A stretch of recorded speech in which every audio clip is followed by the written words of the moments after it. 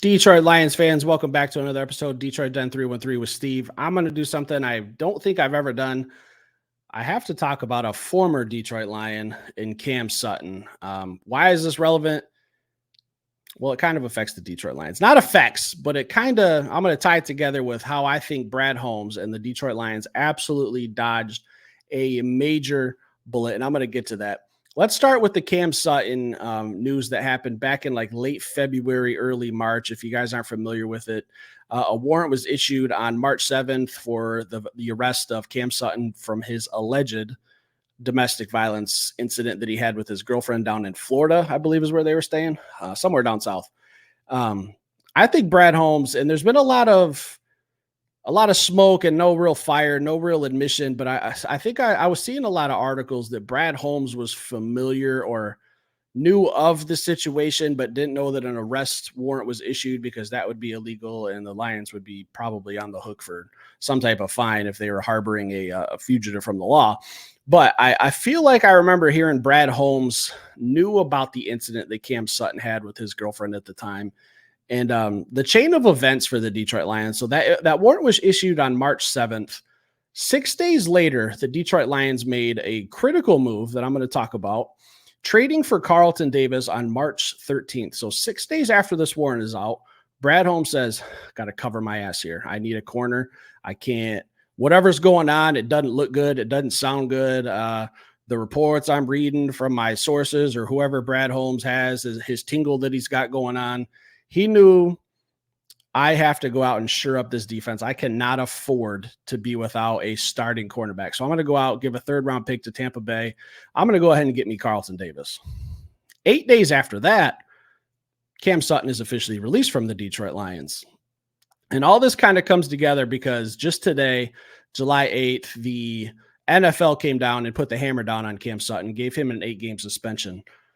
I know you guys are thinking, Steve, why are you talking about Cam Sutton? Like, he's with the Steelers now. Who cares? Well, if the Detroit Lions didn't make moves like what Brad Holmes did, like I said, if he had no knowledge of this, which I find hard to believe, there's people out there where Brad Holmes, I'm sure, has some connections, some resources that were probably telling him, hey, man, this is what's going on with Cam. Like, you do with it what you got, but it doesn't sound good. And the NFL does not play around when it comes to domestic violence. Like, they hammer people. We saw what happened with Jameson Williams placing a bet at a hotel room. Ray Rice isn't in the NFL anymore, rightfully so for what he did. We don't condone violence against women. So Cam Sutton got hammered by the NFL. He can appeal it all he wants. I don't think the NFL is going to budge on this one. So I can't imagine the Detroit Lions, a team with so much hype this offseason.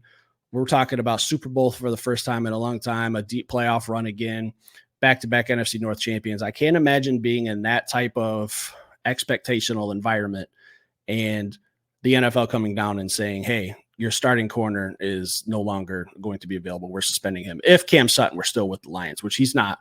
But I think Brad Holmes saw this move coming, went out, got Carlton Davis, went to the draft, got Terran Arnold, got Ennis Rakestraw, signed Amik Robertson, Brian Branch, full-time safety. Like, I think Brad knew something was going on, and he got way ahead of the curve on this one. And shout out to him, our dude, Brad Holmes, doing another phenomenal job, because I'm going to talk about Carlton Davis. I kind of got, I don't want to say into a battle of words on a comment thread on an episode just earlier today, but someone was kind of not happy with some things I said about Carlton Davis. Look, I am on record saying that Carlton Davis and DJ Reader are going to be the biggest X factors for this defense that are new faces. We were absolutely terrible on our past defense last year. So what's Brad do? Goes out and gets a superstar cornerback in Carlton Davis, Super Bowl champion. Like, this guy knows how to win, knows what it takes to win, brings good energy into the locker room, a winning culture. Like, this is the kind of guy that we need. We don't have, to my knowledge, I don't think we have anyone on this roster who's won a Super Bowl. We have, not on the roster, there might be a coach or somewhere, I don't know. But on the roster, I know Jared Goff's been there. I know DJ Reader's been there, but I don't think anyone besides Carlton Davis has that actual ring that they could flex on some people with. So Carlton Davis has the respect from his peers as well. Like one of the top wide receivers in the league, Jamar Chase, was asked in an interview, who's one of the toughest quarterbacks for you to face? Without even taking a breath, he said Carlton Davis. That's the kind of guy we got. Carlton Davis, I have the utmost trust. I have nothing but respect and trust in his ability. My only thing is, this is what I'm saying. This, maybe I can clear this up a little bit for the commenter, and whose name was also Carlton Davis. I don't know if this is a burner account I might be replying to or not. I don't know. I might be getting hoaxed here. My only issue is, this is Detroit. We have a certain handful of personalities on radio networks, radio stations, sports media networks, who, when they hear you say things like, I'm going to take away number one wide receivers, I'm a shutdown corner, that's the kind of guy I am. I love it. I love the confidence. I believe it. I've seen the film. He is that guy. When you say stuff like that, though, it's got to translate for the Detroit Lions. We can't just go back and look at what happened last year. It's, what have you done for me now? I'm not worried, but I'm just foreseeing the future. If he has a bad game, and it happens in the NFL, hey, some people just, off day. I have him at my job. Carlton Davis, a lot of other NFL players, they probably have him too. It just happens. As a fan, it sucks to see. I get mad for a minute. I try to reel in my emotions and say, all right, it was one bad game. The best thing we can do is not have to talk about you, is by you just going out there, balling out, being that dude that you're saying you're going to be. And I think you will be. I think you will be that shutdown corner. I think you will be that number one guy that we've seen on defense that we haven't had since Darius Slay. So it's been a minute. It's been a little while. I think you will be. But I fear how fast I've seen Detroit Lions fans turn on players. We did it. You guys might not like it, but nobody had to talk about Josh Reynolds until he dropped 2 passes in the NFC Championship game. From week 1 until the NFC Championship game, we did not have to mention Josh Reynolds. He was just there, showed up, played ball, did the right things, had some big catches against the Rams in that playoff game. Didn't have to talk about him until he dropped 2 passes. Cam Sutton, a guy I'm talking about in this episode, played okay-ish.